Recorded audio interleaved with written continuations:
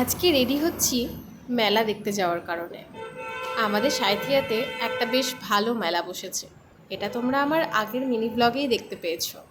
নমস্কার বন্ধুরা, আমি প্রিয়াঙ্কা মুখার্জি। আমার নতুন একটি ব্লগে তোমাদেরকে জানাই স্বাগত। সাঁইথিয়াতে যে মেলা বসেছিল সেটা তো তোমরা আমার আগের ব্লগেই দেখেছো। সেখানে আমি আমার বরের সাথে গেছিলাম একটা নিমন্ত্রণ বাড়ি যাওয়ার দিনকেই। আর আজকে যাচ্ছি আমার শাশুড়ি মায়ের সাথে। তার কারণ ওর সাথে গিয়ে সেদিনকে একদমই মন ভরেনি, কিছুই কেনাকাটা হয়নি, শুধু একটু টুকটাক খাওয়া দাওয়া করেই চলে এসেছিলাম। তাই আজকে একটু রেডি সেডি হয়ে যাচ্ছি, শাশুড়ি মাকে নিয়ে একটু মেলায় যাব।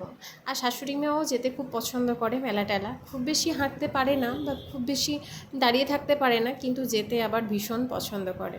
তাই দেখলাম সেও বাড়িতে আর আমিও বাড়িতে, আমারও ফাঁকা সময় তারও ফাঁকা সময়, তাহলে ভালোই হোক, যাওয়া হবে। আমি যখন ভিডিও এডিট করি আমার পাশ থেকে এত আওয়াজ আসে যে আমার কিছু করারই থাকে না, কারণ আমার বাড়িটা না একদম রাস্তার ধারে, যে কারণে ট্রেন মানে রেল লাইনের তো একদম কাছাকাছি, আর মেন রোডেরও কাছাকাছি, মানে মেন রোডের ধারে, যার কারণে সব সময় অনবরত বাস গাড়ি না হলে ট্রেন তো যাচ্ছেই। ফলে এডিট করা এত ঝামেলা, এত কষ্টকর, আমার কিচ্ছু করার থাকে না এতে। তোমরা একটু মানিয়ে নিও, কী আর বলবো। তো আমি এখানে চুলটা বেঁধে নিচ্ছি। কেমন গরম পড়েছে বলো তো, এই গরমে চুলটা তো খুলে রাখার কোনো জোই নেই। আর আমি একটু চুল খুলে রাখতে ভীষণ পছন্দ করি, চুল বাঁধতে খুব একটা বেশি পছন্দ করি না, কিন্তু কিচ্ছু করার নেই, এই গরমে চুলটা খুলেই রাখতে হবে, চুলটা বেঁধেই রাখতে হবে। তো তোমরা বলো, তোমাদের ওখান থেকে কোথা থেকে তোমরা দেখছো, আর তোমাদের ওখানে কেমন গরম? আমাদের এখানে কিন্তু 42 ডিগ্রি। তোমাদের ওখানে কত ডিগ্রি জানিও কিন্তু। আমরা ওই সন্ধে 7:30 নাগাদ বেরোচ্ছিলাম, আর রাত্রের খাবার টাবার সমস্ত কিছু করে নেওয়া হয়ে গেছিলো। তার কারণ বাড়িতে এসে আবার নতুন করে খাবার তৈরি করব, সেই এনার্জিটাও থাকে না, আর এই গরমে আর রান্নাঘরে ঢুকতেও ইচ্ছে করে না। তো তার জন্য বললাম যে একেবারে যা করব করে নিয়ে তারপরে যাব, তাতে একটু দেরি হোক অসুবিধে নেই। তো তার জন্যই রান্নাটা আগেই করে নিয়েছিলাম। আর তারপরেও আমাকে মেলা দেখে আসার পরে একটু মাসকাবাড়ি বাজারটাও করতে হবে। আর আমার মাসকাবাড়ি বাজারটা কিন্তু আমি নিজেই করি, তার কারণ আমার কি লাগবে না লাগবে এগুলো না মানে বাবা করে, কিন্তু খুব একটা বুঝতে পারে না, যে কারণে আমার মনে হয় আমার বাজারটা আমার করে নেওয়াই ভালো। তো আমি স্মার্ট পয়েন্ট থেকেই বেশিরভাগ নিই, আর যখন যেতে পারি না বা ইচ্ছা করে না তখন আমি ফ্লিপকার্ট থেকে অর্ডার করে দিই।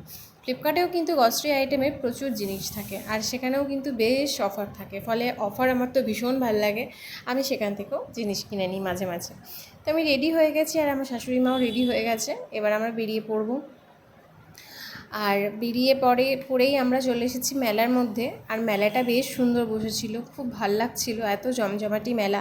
আর মেলা টেলা না সন্ধেবেলাতেই ভালো, আমার তো সন্ধেবেলার মেলা দেখতে ভীষণ ভাল লাগে। আমি যখন ও বাড়িতে থাকতাম তখন কিন্তু সন্ধেবেলায় কোথাও মেলা টেলাও তো যেতে পারতাম না, যেহেতু গ্রামের বাড়ি তো, তাই দিনের দিকেই যেতে হতো। আর এ বাড়িতে এসে আমি কিন্তু সন্ধেবেলায় মেলাগুলো দেখতে পারি। আমার শাশুড়ি মা এখানে বিভিন্ন রকম জিনিস দেখছিল, উনি কিছু টুকটাক জিনিস নিলেন, আর আমিও অনেক জিনিস নিয়েছি। আর আমি খুব বেশি জিনিস নিইনি, আমি ওই মাটির জিনিস, একটু চুড়ি টুড়ি এই সমস্ত নিয়েছি।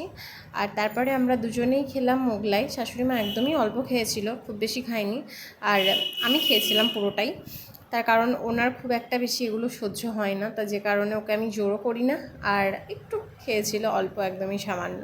এখানে মাটির জিনিস না ভীষণ সুন্দর বসেছিল, এবং দামটাও অনেক কম, 120 টাকা, 200 টাকা, 300 টাকা এসবের মধ্যে ছিল, কিন্তু জিনিসগুলো খুবই ভালো।